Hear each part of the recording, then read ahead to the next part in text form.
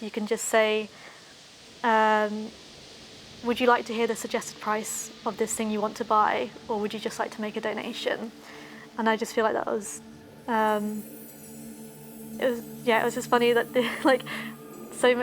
we'd spent so long trying to figure out the best way to do this, and this just customer with like so much insight just like stepped in and like gave us a really great suggestion. Yeah, I came on in around like mid 2021, and around that time we saw a study published by the Outside Project, which talked about the increasing reliance on alcohol that like queer and trans people had experienced over the lockdown periods.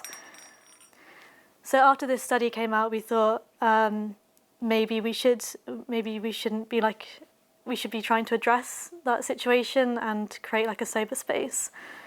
There's some great groups, but nothing at the time that was like an actual space that catered towards sober people. It kind of started shaping more into the idea of like a community centre. And we had to kind of figure out how to make that like sustainable, like financially, because the records of these spaces existing for a long time is just there's not many. There usually has to be some kind of like business model. So we ended up settling on the worker-consumer hybrid model because it just seemed it made the most sense in terms of like wanting to open the space up to the community as much as possible, and that included having ownership of the space as well, rather than just like a superficial kind of slogan like this is for the community. Like it was important for the foundations of the Queery for that to be like part of it, like an integral part of it. Yeah, so the Posi-Feel model has again was a very important part of like the kind of inception of the Queery. That was always going to be the case in some way, and then when we kind of implemented it, we found that it wasn't as easy as just saying this is Posi-Feel, and it came with kind of complications.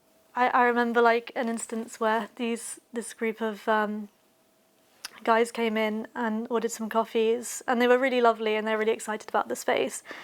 And as one of the guys was ordering a coffee, he was going to pay £1, and his friend just shouted, make him pay more because he's a lawyer and he can afford it. We tried to make it sustainable so it can also keep the Queery going whilst also not expecting people to pay more than what they can afford to be in a space and feel comfortable in the space. But then understanding that I guess some people, the relationship to the space in regards to the Posi-Feel model was reflected in people's different like economic situations, and some people who had the money to spend more didn't because they saw this space as a kind of novelty. And I'm not saying that's an awful thing, like regardless of who you are, like if you're living in anywhere, like I mean everywhere is expensive. To go to a place where you can spend £1 on a coffee, like there's a kind of novelty aspect of it. But it seemed to me that the people who could, who had the least money, put the most money into the Queery. And I think there's an interesting thing then, which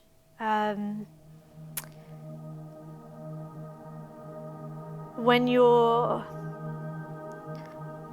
struggling economically, like community is a necessity and not just a novelty, and it can be tied to survival.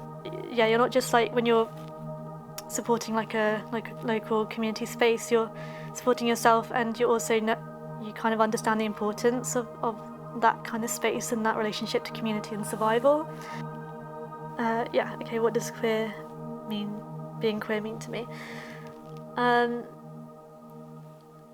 So I think of it as having like different, like it's multifaceted, and there's like queerness in terms of my identity as like a queer person in terms of my sexuality. And then I think of it as a rejection of like heteronormative norms and the framework in which those operates, like white supremacy.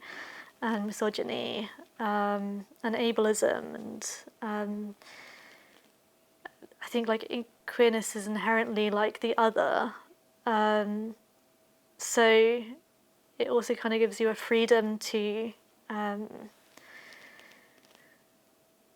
be critical in the world you kind of grew up in, and to try and be be outside of that, but like in the best way, in like in a productive way, in a way that doesn't reproduce the kind of frameworks that I've talked about. I think it's inherently political, and I think it's an active thing. I don't see queerness as like an individualistic thing. I think it invites others and community. I'm not sure if I'm making loads of sense right now, but that's how I see it.